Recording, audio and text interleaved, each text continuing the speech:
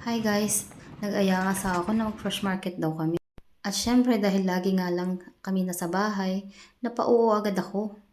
Mura at fresh daw kasi ang mga bilihin dito, kaya na-excite ako. Kaya tara, tingnan nga natin kung ano mabibili natin na pasok sa ating budget. Ang ganda rin dito mamili kasi hindi masyadong crowded.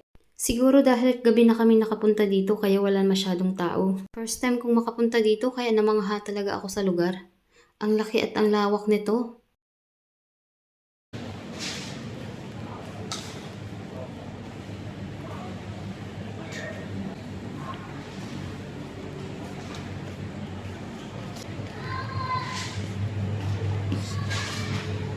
Fresh from Korea. Ano bang meron from Korea?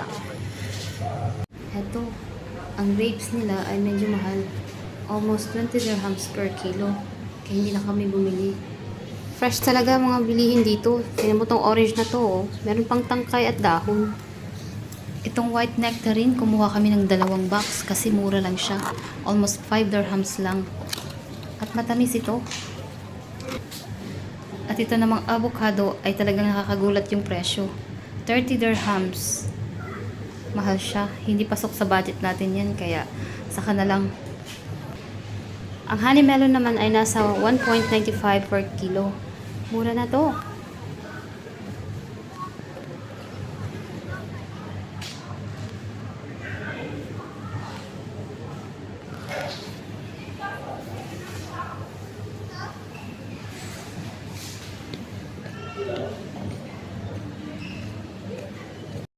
Napabili rin kami ng maraming carrots kasi 3 dirhams lang per kilo.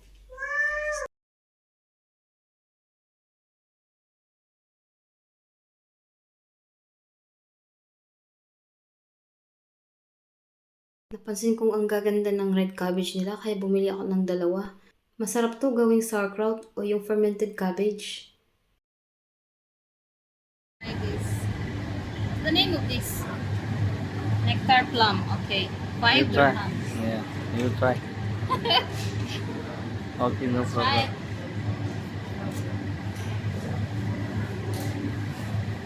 It's sweet. Yeah. Sweet. Nice. Itong kamote naman ay nasa 7 dirhams per kilo. Hindi siya ganun kamura pero pwede na. Kumpara sa ibang mga supermarkets, mas mura na ito kaya bumili na kami ng marami. Ang mga watermelon naman ito ay seedless, kaya mahal talaga siya.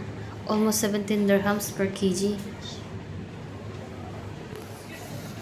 Seedless watermelon from Australia. At ang saging naman ay nasa 650 dirhams per kg. At sa bandang ito naman ay napakaraming klase-klaseng prutas. Ang strawberry ay 850 dirhams. Maliit lang na box. Pan-apple na ito ay 17 dirhams per pack. May 4 na piraso lang.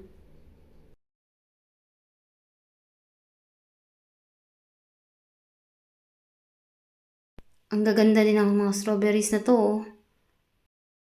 Nasa 44.25 per box. Meron din silang mangosteen. Nasa 9 dirhams. At rambutan ay nasa 14.75 per pack.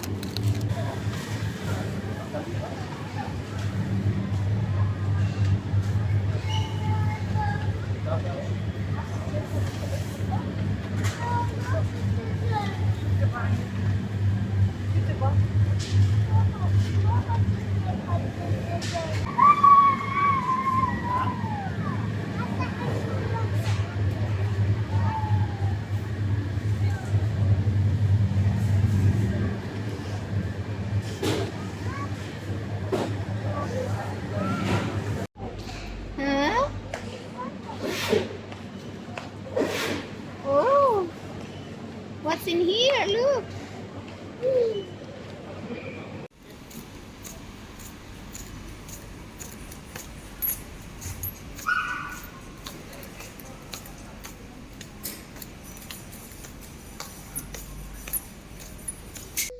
At nakauwi na kami ng bahay guys at ito na lahat ang napamili namin. Tingnan mo naman, marami-rami rin. At gusto mo bang malaman kung magkano nagastos namin?